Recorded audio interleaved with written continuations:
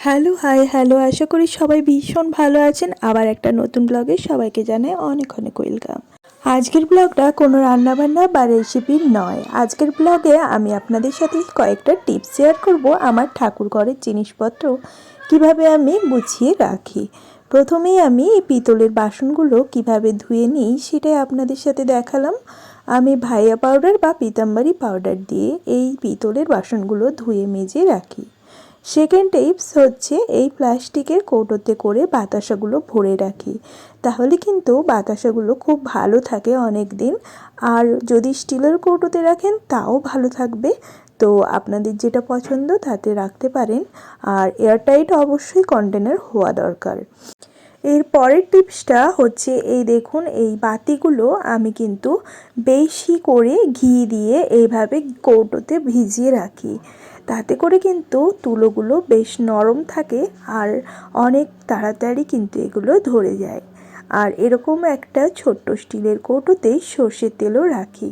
যেহেতু এখন শীতকাল, তো ঘিটা অনেকটাই ড্রাই হয়ে গিয়েছিল, পরে আবার কিছুটা ওতে ঘি দিয়ে নেব।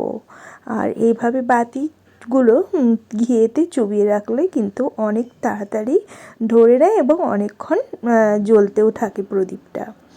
আর এইভাবে কিন্তু আমি কিছু ড্রাই ফ্রুটস আর মিছরিও রাখি একটা কৌটোতে প্রসাদ দেওয়ার জন্য।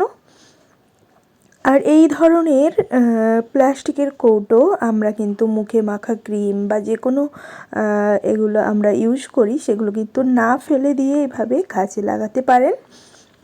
এখানে আমি ধুনো রেখে দিলাম, ধুনোগুলো পাউডার করে নিয়েছি যতটা সম্ভব হয়, পরে আবার পাউডার করে নেব। আর এইভাবে কিন্তু ঠাকুর ঘরটা আমি ফুল দিয়ে সাজিয়ে রাখার সব সময় চেষ্টা করি। আর একটা টিপস হচ্ছে আমি কিন্তু এই প্রদীপের ঢাকার দেওয়ার জন্য এই স্টিলের বাসনটা মানে স্টিলের এই ঢাকনাটা ব্যবহার করি।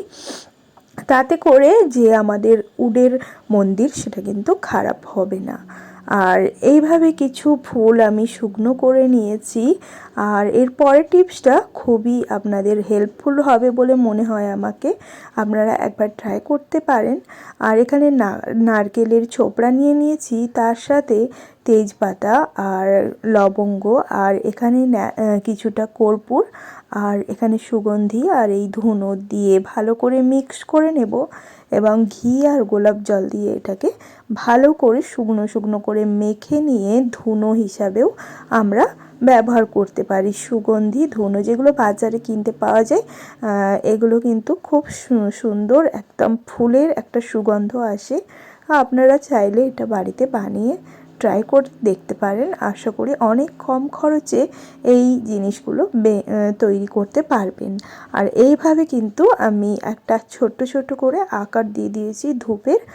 তো এইভাবে আমি কিন্তু ঠাকুর ঘরের কিছু টিপস আপনাদের সাথে শেয়ার করলাম।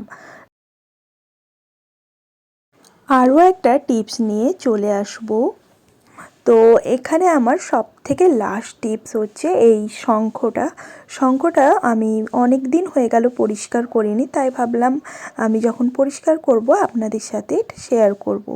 তো শঙ্খটাতে আমি অল্প একটু সার্ফ গুঁড়ি আর তার সাথে একটু টুথপেস্ট নিয়েছি।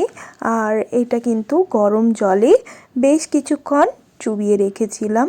আর তারপর স্কচব্রাইট দিয়ে এইভাবে কিন্তু পরিষ্কার করে নিলেই শঙ্খটা খুব সুন্দর বাজবেও এবং তার সাথে কিন্তু পরিষ্কারও হয়ে যাবে। তো এই সমস্ত টিপসগুলো দেখে আপনাদের কেমন লাগলো অবশ্যই কমেন্ট করবেন, তাহলে কিন্তু আমারও খুব ভালো লাগবে।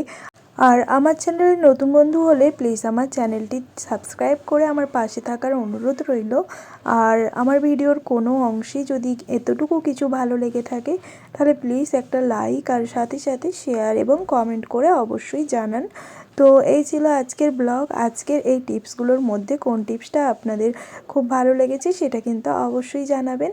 আর এইভাবে শঙ্খ পরিষ্কার করে নিলে কিন্তু শঙ্খটা তো পরিষ্কার হয়ই, তার সাথে সাথে কিন্তু খুব ভালো বাজেও। আর এই শঙ্খের গায়ের দাগগুলো, এগুলো তো শাঁখেরই দাগ, এগুলো কোনো মতেই যাবে না। তো আর তাছাড়াও শঙ্খটা শুকিয়ে যাওয়ার পরে কিন্তু অনেকটাই পরিষ্কার লাগছে।